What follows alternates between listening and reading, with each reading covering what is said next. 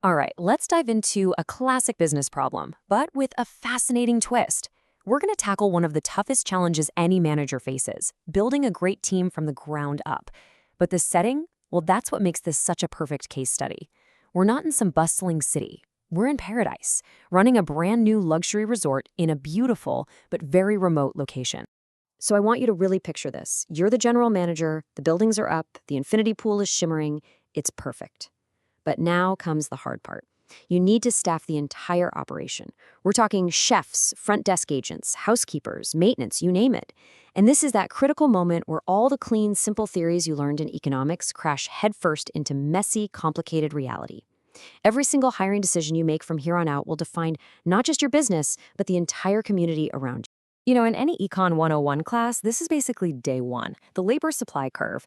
It's a simple, elegant idea that slopes upward. And it makes perfect sense, right? You offer more money, a higher wage, and more people are going to line up to take the job. It's the law of supply. But as we're about to find out, the real world is rarely, if ever, that simple. And this is where our paradise scenario gets really interesting. We're not operating in a place with a huge, ready-made labor market. We're in a specific developing region, Banten.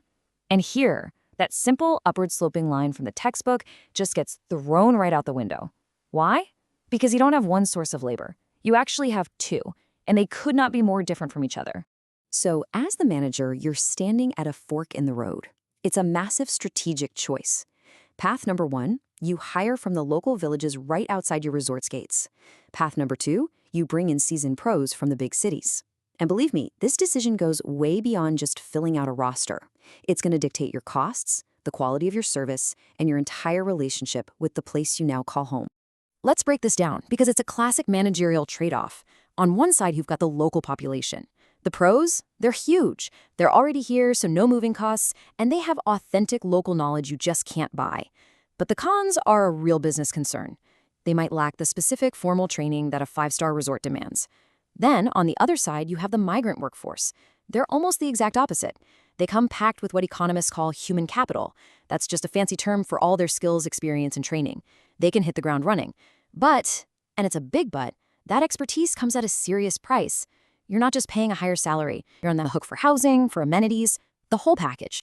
This table really gets to the heart of what we call the total cost of employment. See, a rookie manager might just look at the base wage and think the local option is a no-brainer. But that's a mistake. With local hires, sure, the wage is lower, but look at that training investment. It's high. That's a big, upfront capital expense. Now look at the migrant column. The wage is high, and that housing cost? That's not a one-time thing. That's a major, ongoing operational expense. So the real question is, what's your strategy?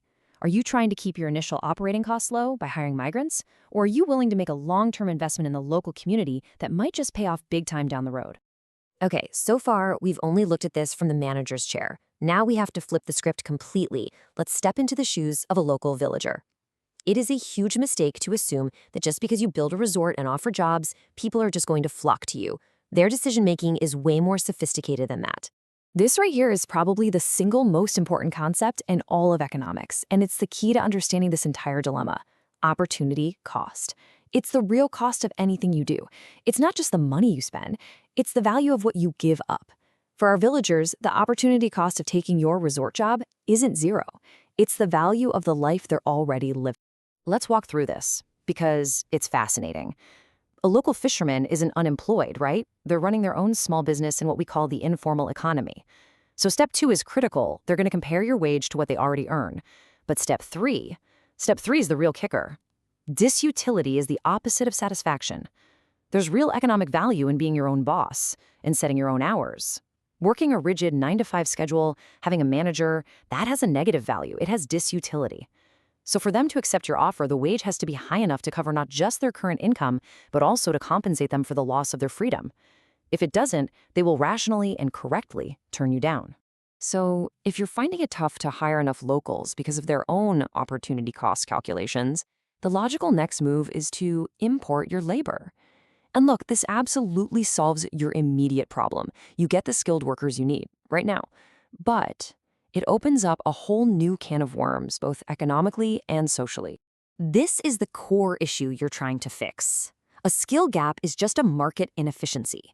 You have a demand for a very specific skill, five-star hospitality service, but the local market, at this moment, doesn't have a ready supply. This mismatch is the whole reason you're even thinking about the more expensive migrant option. And how does any market solve a shortage? Simple. The price goes up. That's exactly what a wage premium is. It's the extra cash you have to offer a pro from a big city to convince them to leave their current job, pack up their life, and move to your remote paradise. You're not just paying for their skill, you're paying to overcome the inconvenience of the move. So now the full picture of this strategy comes into focus. You've got the higher salary, which includes that premium. You have the very real cost of building and running dormitories. But then there's that third bullet point, and it's the one that can quietly sink you. Social integration challenges. This is a cost that doesn't show up on a spreadsheet, but it can lead to very real financial problems. Things like resentment, poor morale, high staff turnover, and friction with a local community. And that brings us to the final and, frankly, the most strategic part of this whole case study. A truly successful business can't just exist in an economic bubble. For long-term survival and success, you have to build a model that isn't just profitable, but is also socially sustainable. This quote just hits so hard because it perfectly describes what economists call a negative externality. That's a cost from your business decision that spills over and affects other people. Creating a two-tiered system where outsiders have all the power and locals have all the entry-level jobs can breed resentment. And let's be clear, that's not just a social problem. It's a massive business risk. It creates an us versus them culture that is toxic to the teamwork you need to deliver great service. Okay, so if the short-term fix of hiring migrants creates these long-term headaches, what's the real answer? This is where the truly smart strategy comes in: knowledge transfer. This is where you start to see those expensive migrant hires not just as employees, but as assets. You see them as your first generation of trainers and mentors. Now this is a real long-term plan. It's an investment in your own workforce. Step 1, you bring in the experts to get things started.